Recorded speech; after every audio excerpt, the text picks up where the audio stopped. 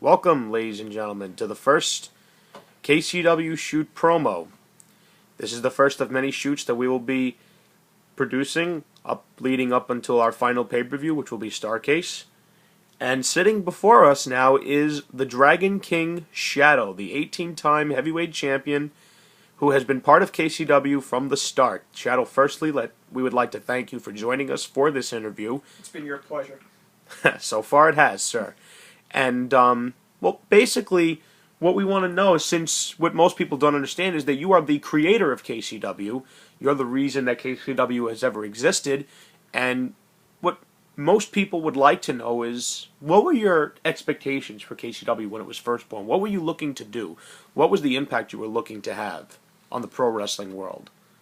It started summer of '02. Just had gotten into wrestling right after 18, which was WrestleMania. After all my friends were talking about Hogan and The Rock. Prior to that, I've always heard of Hulk Hogan being this top guy and whatever, but I didn't really understand what he was. I watched the Raw after, and it took me a little while, but I got hooked. And my friends all just wanted to wrestle. It was the three of us. It was three of us at first. I like to say, we were the originals. It was me and my friend George and Frankie. We were just three people just trying to have fun. And a couple of months in, we established the championship, which was the world title. And George became the first champion, and he had that belt for 3 months. We just wanted basically just to have fun. Didn't really have a goal in mind. It was just matches and stuff, having fun. We went from the outside into my bedroom because we had a cushion and we could take bumps or whatever, and some of the bumps left my bed in shambles sometimes, and went through many beds. I think 3. But a lot of them weren't taped, and we started taping them in early '03. And they weren't edited, and it was just a mess, and we didn't know what the hell we were doing, but we were just having fun. Obviously, some very humble beginnings for KCW. Rumor has had it that you guys moved to Wiener Street at a certain point, and KCW... 2005 or 6? Somewhere in there. I believe it was 5, because I've studied KCW extensively. Yeah, it was 5. It was 5. We are aware of some of the characters that were introduced into that backyard: Lightning Legs, Big Bad Bill, Louie, the Champ, and a couple of funny characters like Sylvania and Red Thunder. Very interesting stuff. You can see the grin appearing on your face. Fond memories.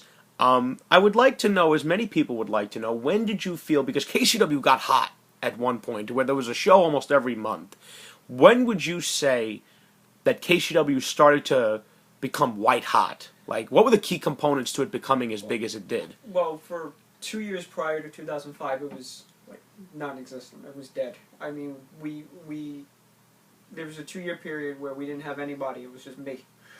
So afterwards, we went to Wiener Street, and we started to producing a couple of cards, and it took a while to get traction because of we only had 5 people.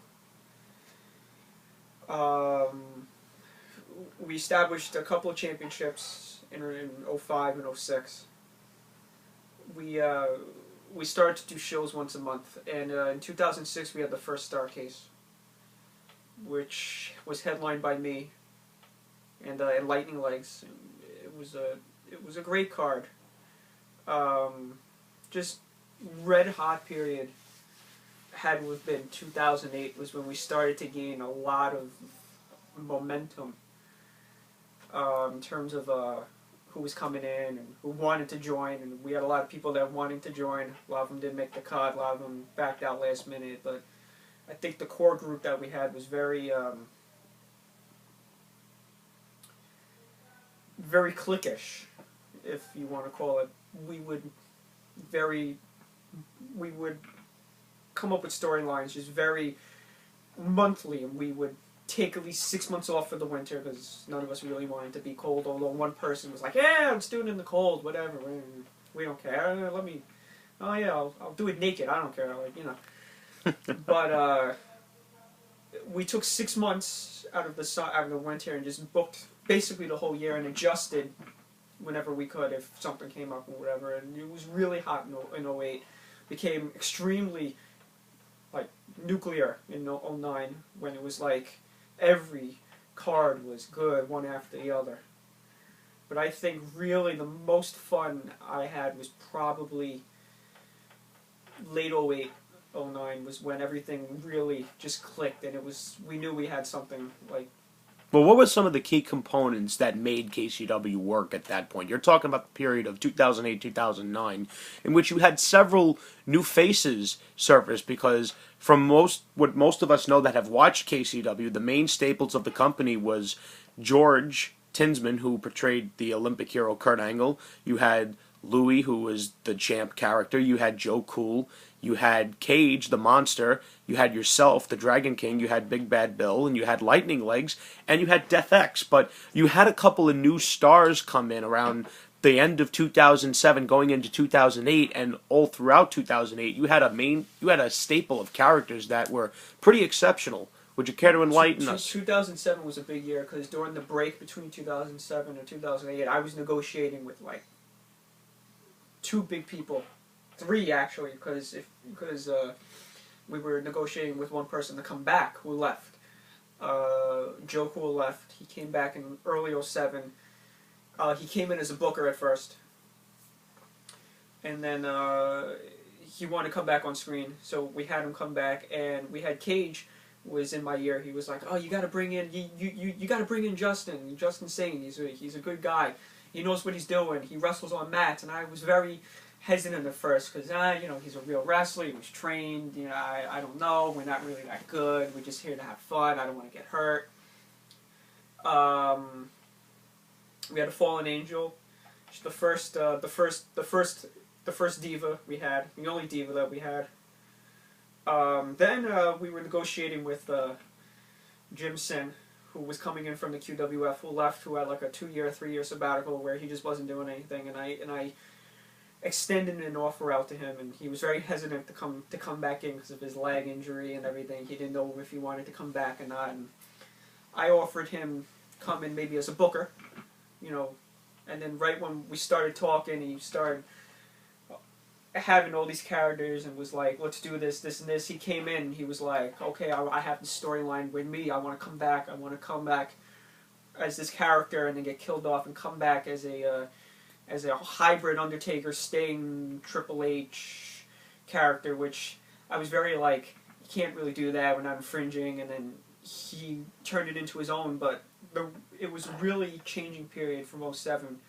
Because 07 really kind of left a bitter taste in my mouth because it was the same people and we were feuding over and over and over with the same people over and over, and I was starting to get burnt out by it because it wasn't really clicking with me anymore until those 4 big people came in and it just changed it. Well, leading into 2008, 2009, you had some very interesting storylines going on. You had some very interesting matches, a lot of good series of matches that earned a lot of views on YouTube. From what we understand on your YouTube page, what would you say was some of the most memorable matches from the last 2 years of KCW's run that you consider to be top tier matches that any fan of pro wrestling, backyard wise or any otherwise, should view? Wow.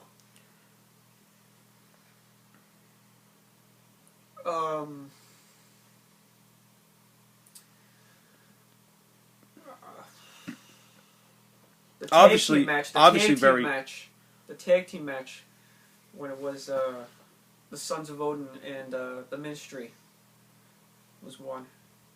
Not a lot of people know I was having a really bad allergy attack, and I was blind in one eye. The rumor is that there was a lot of pollen back there. Yeah, you could see it on camera.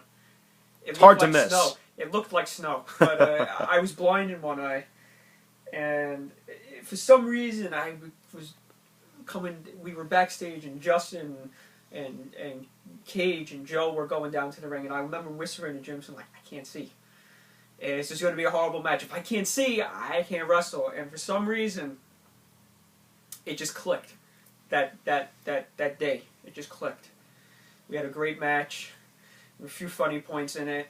Justin tried to hit Joe by accident.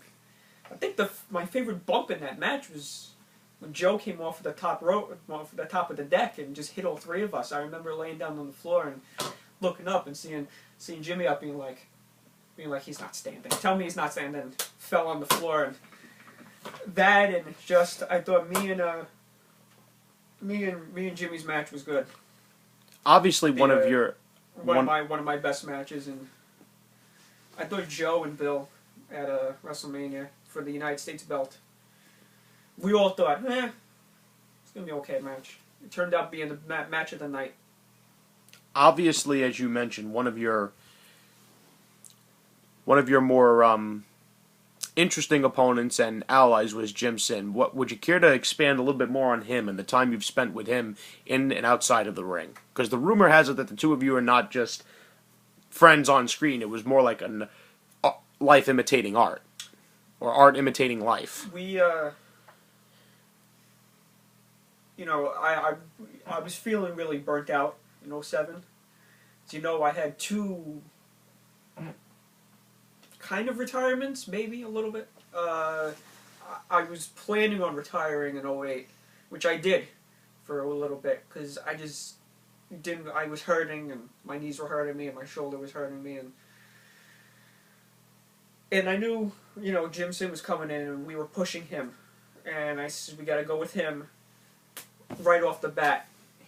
Just build around him, and I knew that once he hit his stride, that I really wasn't needed anymore. Nor did I really want to be on screen anymore. I brought him in as booker real quick. He was like, I have this story idea, like I said before, about him being killed off and whatever. And we spent months and weeks and breaks in school, before school, after school, gym,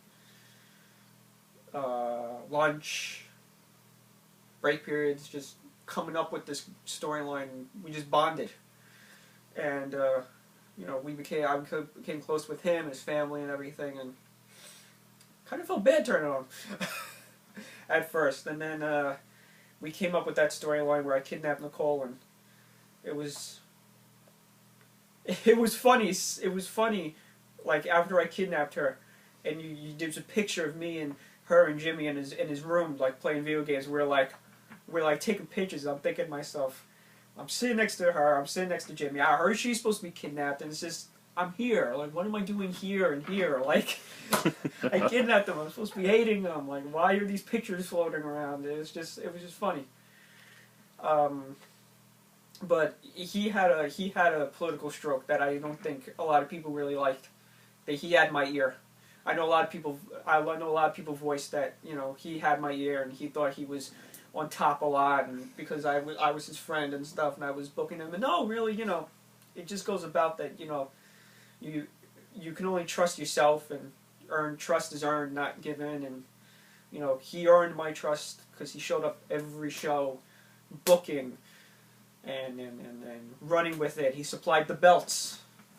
We had plastic shit belts, and he supplied the belts, and he was there every time. We were on the phone, we were on Facebook, MySpace at the time, going back and forth, messaging. Ancient times of MySpace. Yeah, ancient times, when it was MySpace, like AIM. Nobody uses AIM anymore.